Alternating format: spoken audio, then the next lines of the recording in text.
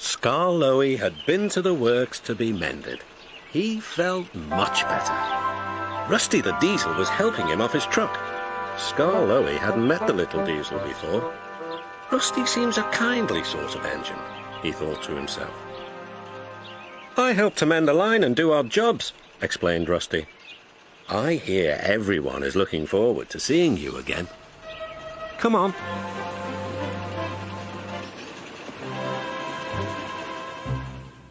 Peter Sam was feeling depressed.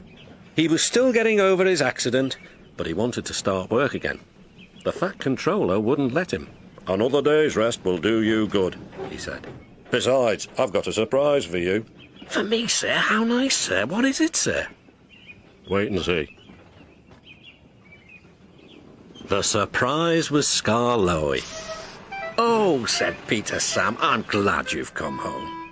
They lit Skarloey's fire and he sizzled happily. I feel all excited, he said, just like a young engine. Now, tell me all the news. I see you've met Rusty, said Peter Sam. Yes, I like that diesel. So do I, replied Peter Sam. It's a pity Duncan doesn't. Who is Duncan? He came as a spare engine after my accident, replied Peter Sam. Is he useful? He keeps busy and I'm sure he means well, but he's bouncy and rude. He sings and sways and swivels around. His driver calls it rock and roll. I understand, said Skarloey gravely. His driver interrupted. Duncan has done it again. He's stuck in a tunnel. Come on, old boy. We'll have to get him out. Skarloey was pleased. He wanted to run and looked forward to meeting Duncan. They found the guard's van and some workmen and hurried up the line. How nice and smooth the rails are, thought Skarloey. They've mended all the old bumps. The little diesel helped do that. What a difference Rusty's made to the line.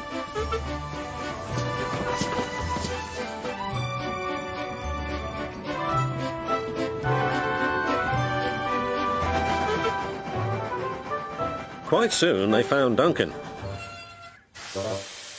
He was stuck at the far end of the tunnel, and he was very cross. I'm a plain blunt engine, as speak as I find. Tunnels should be tunnels and not rabbit holes. This railway is no good at all.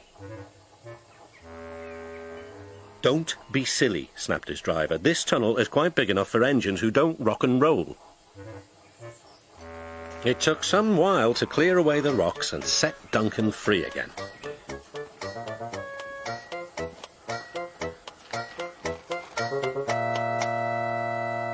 At last, Skarloey was able to push Duncan and his coaches safely through.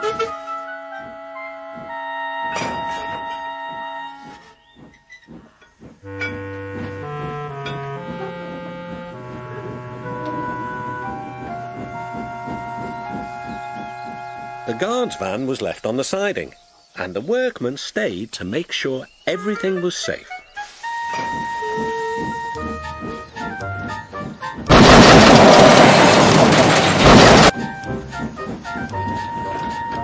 Duncan grumbled all the way home, but Skarloey paid no attention. Later, the Fat Controller spoke severely to Duncan. Listen to me. There is nothing wrong with that tunnel.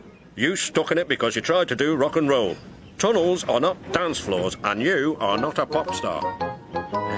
The Fat Controller gave his full attention to Duncan's funnel. If it happens again, he ended ominously, I shall find ways to cut you down to size. In other words, your career is on the line. Need I say more? Duncan thought the Fat Controller had said quite enough, and he remained completely silent and still for at least a whole evening.